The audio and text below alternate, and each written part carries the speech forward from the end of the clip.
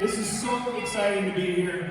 We are traveling duo in between doing the show. We do a lot of comedy and like some vaudeville stuff. You're laughing, but it's about 20 minutes of a set. You're gonna love it. Nope, no, that's true. We are here not for this. We are here for you guys. There is no better way to put this show out in the world other than saying thank you to every single person in this room and everybody who is related and affected by everybody in this room. We are so excited to be bringing this show to this space and to just say thank you to all of you for everything you do. So this is our little thank you.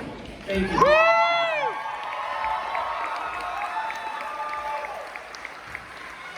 So like, oh man, really? Which one are we going first? Okay, okay. 1, 2, 3, no. Oh, no, he's a horrible singer. No, you know what we decided we wanted to do was take some questions. Which is totally unscripted, so you guys don't have microphones, so we'll just pretend what your question was. Then they hear you, and then we're just gonna make shit up. Wow, look at that! Lighting cue is light on cue. It was amazing. Does anybody have any questions? Yes! Yes! Give her a round of applause, she got chosen!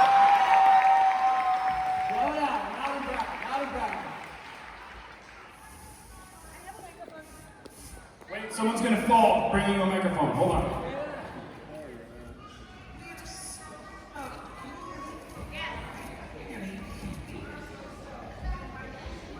All of us here are married. Wait, hold on. Get a microphone. Guys. Just come closer and yell at me. Hey, U.S. military, let's get on the microphones, okay? Everybody's like, that's what we've been needing. Go ahead. Nope. Just come closer. Why don't you just come up? Come on up. Ask the question. Stairs over here. Stairs over here. Nope, you're not getting through. You're not getting through. They have secured it. There are 14 armed men back there. Okay. What is your question? Can I sit on your lap and first of all, I'm a huge Emily Blunt fan, so well done. So the question was, and we were talking about this on the way over because we're huge fans, everybody here is. A lot of us are married to our own personal Jack Ryan. And it's true. Probably not quite, but yes. How do you prepare for this? This is an Intel spy show. How do you prepare for this to get it so spot on? That's a really good question. I thought so. Can I have my microphone? Jeez. That is a really good question. So, the main reason why I said yes to doing this role, not only is it a huge opportunity for me, obviously, and I love the character, but I actually come from a huge military family. So, I have 11 cousins, aunts, and uncles that have served or are currently serving. So, for me, it was one of those things where if I could do a show that could really interface more with the military and especially the intelligence community, I would love to do that. So, the first question I asked is if I could go down to Langley and really interface with Langley and the agency and really talk to them about how they would like their character to be perceived as well. So we did a lot of conversations about really making Jack Ryan, as much as it is fun and all that stuff, to actually be as relevant and specific as possible. So we have so many different consultants and people who are always checking in with us and we're checking in with them. So obviously it's not perfect representation of what's out there, but we really wanted to take a chance, and we were talking to some people back there that said it's actually very real for them too, so we got that stamp of approval. But yeah, it's really just about asking questions and making sure we're not doing anything that's, you know, too far beyond the pale and really trying to celebrate it. And we got picked up for season 3, which is very exciting. Is that supposed to say that? We did not get picked up for season 3. Nope, we're a failed show. Okay. Listen, if I can't tell that secret to an intelligence community, who the hell can I tell? All right, well, I blew that. But anyway, we keep focusing every year more and more on the intelligence community, and it's really about asking questions and truly people like you who are always informing us how to make the show better. Great question. Does anybody else have one? Yeah. It was so good. Who has a question? All right, come closer.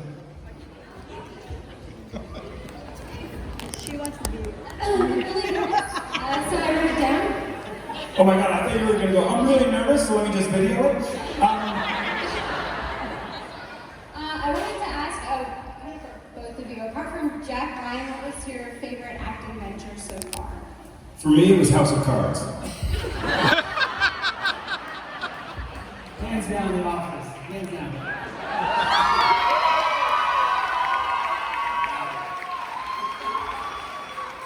You were great in that, Joe. This is just the stuff you can see in the show when we tour. That's how you bring a joke back full circle. My favorite experience definitely was, where are we? Oh, there you go. My favorite experience, my everything, end-all, be-all experience is The Office. I mean, it was the first thing. Thank God I didn't think so. That would be really bad. I was like, The Office, never seen it. Or being over here, they're like, the British one's better. Okay, just settle down.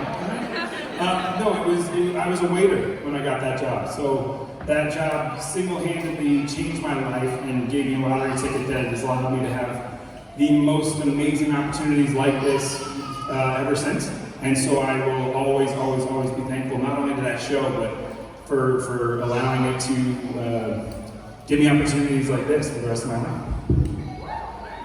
And, yeah, Good luck. that's the problem with getting on stage with these guys. You have to follow them. Netflix is spotty out here, right? You guys don't really get, like NBC comes in strong, right? Strong. Yeah, it would have to be House of Cards, and much like what John said, it's because of all the opportunities that it afforded me since starting that show, like this, this show being offered to me, like, I didn't audition, and John probably regrets that now, but in all sincerity, it's like, when you do something that is relevant, the jobs that come your way after that tend to be really great jobs like this one, so it would be that.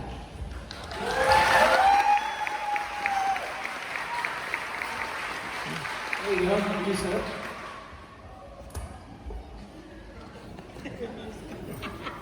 That'll be quick, so the questions.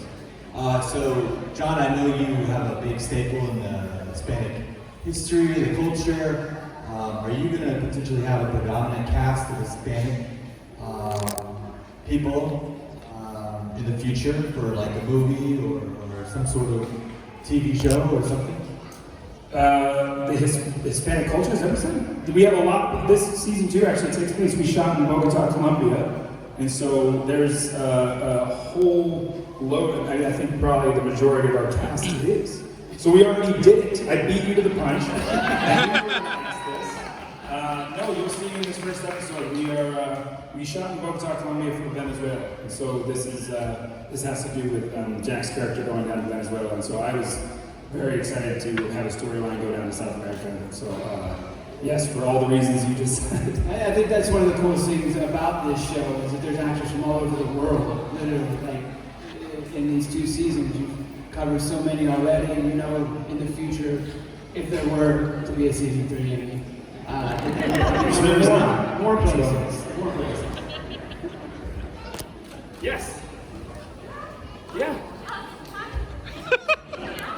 Yes, you have to come up. Let's do this. Oh, no, he brought one to you. You have to stay right there, please. Yes, come on. Nope, you don't want to? Okay.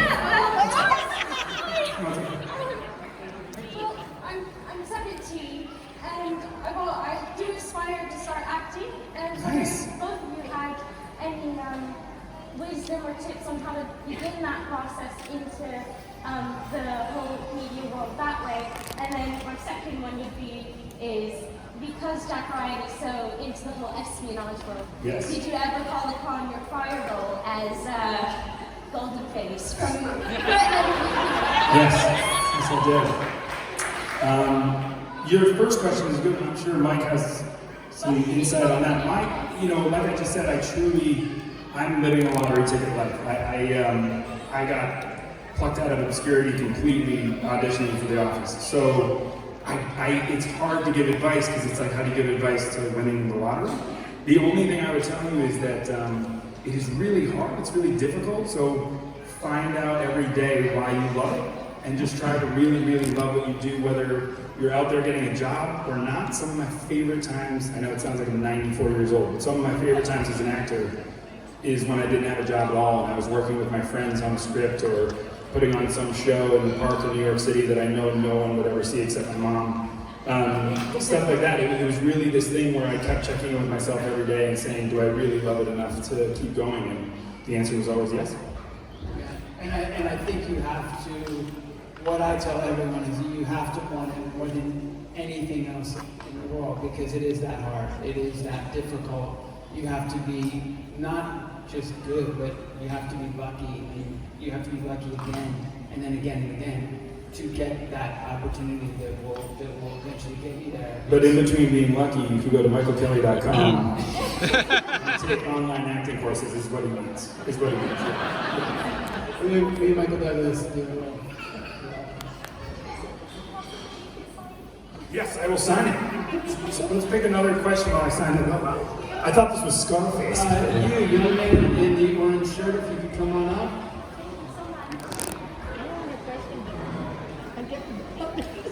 There you go. Oh, there's two things. Thank you. Hey, here's where we get drunk. Yeah. How did you feel when you first started acting? Great question. True story. I felt really good when I started acting, genuinely because of the people. I had never thought I was going to act before, and then I got to college and I met all these really cool people who seemed to think that acting and theater and all that stuff was fun. So I started acting just to be able to hang out with them, and they ended up being my closest friends, so that's the reason why I did it. And then when I continued to do it, I told my mom, I told my mom, I said, I'm going to move to New York and be an actor. And luckily for me, I had the best mom ever who said, in 2 seconds, she said, okay, go move to New York. But if it doesn't work out for you in about 2.5, 3 years, you have to pull yourself up, because as your mom, I can't tell you to give up on my dreams, right? It's pretty good advice.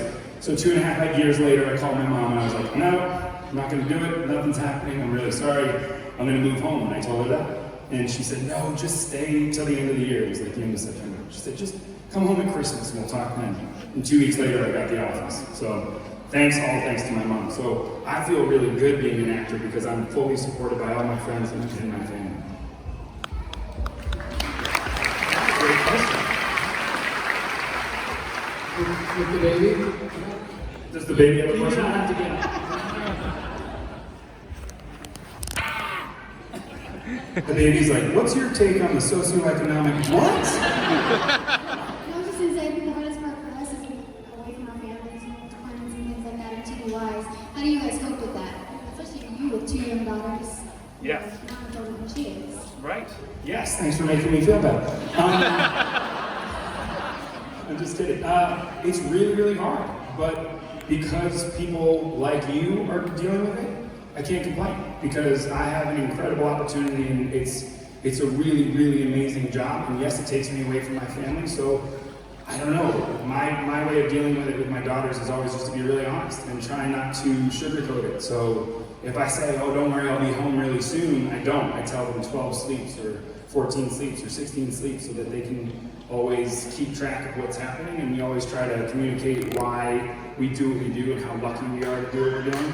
And so we try to bring them in on the ride, and it's hard. I mean, my daughters are 5 and 3, and they don't really need a big psychological twist on why I'm doing what they're doing. They're just like, it sucks when you leave. And it's like, fair. That's also fair. But no, being away from family is the hardest part of the job for sure. And so it's one of those things where you weigh it all out and you say, if that's the hardest thing to be able to get to do this, then I'll take it for sure.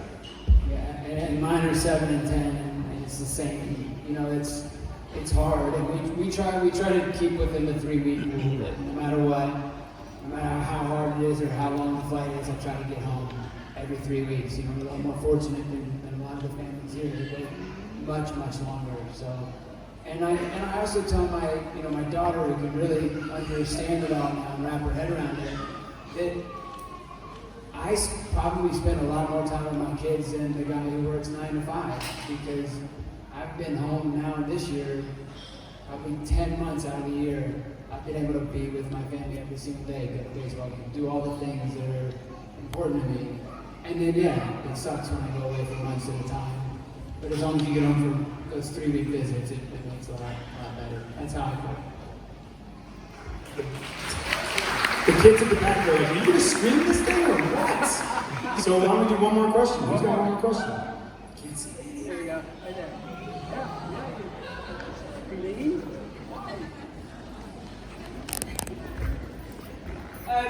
So I don't know if you're going to tell from my accent, I'm not American. You're from Arizona. Yeah. I knew it. So I recently married an American who's just there. Congratulations. That's what I tell my wife every day. Congratulations. A personal question for you. What are your tips for Anglo-American marriage? Oh. Wow, how long you got? I don't know. I mean, I feel like I don't give the tips because I'm the one who won. Let's be really clear. I married up. Everyone in this room. Yeah, I wish it wasn't that big a response. I wish there were a couple people who were like, no, not one. So, yes, thank you. No, I'm married up. I'm married way above what I'm capable of that. So, I just sit back and enjoy the ride. One of the things we always do is we alternate every holiday season and that whole thing, which is great. But no, I mean, for me, I was an Anglophile for a really long time, hence marrying one. And so, yeah, I just sit back and enjoy the whole ride. It's really me who should be getting advice on how to look less nerdy about it. I married her. So yeah, if you want to try that, that's how it goes. You just keep pointing to her and you go, yeah, you married up too though. You get it. Right. Thank you. Should we let you watch the show? You're like, no, more Q&A. What's that? Really? All right, well, I got this Henry David Thoreau poem up here. Okay. This is truly, and I mean this, we've met some unbelievable people today, and we keep saying right back to whatever they say to us, which is thank you for coming, and our thing is very genuinely thank you for having us. This is not a gig for us. This is not a job for us. This is something that we are so excited and passionate about, is being here and being with you very specifically, and we really can't thank you enough for every single thing that you do. We mean it from the bottom of our hearts. We are two people who feel very lucky to have people like you out there fighting on the front lines rather than this fictitious dude you're about to see in this show. So thank you very much for all you do. We are so psyched that you watched. So thank you.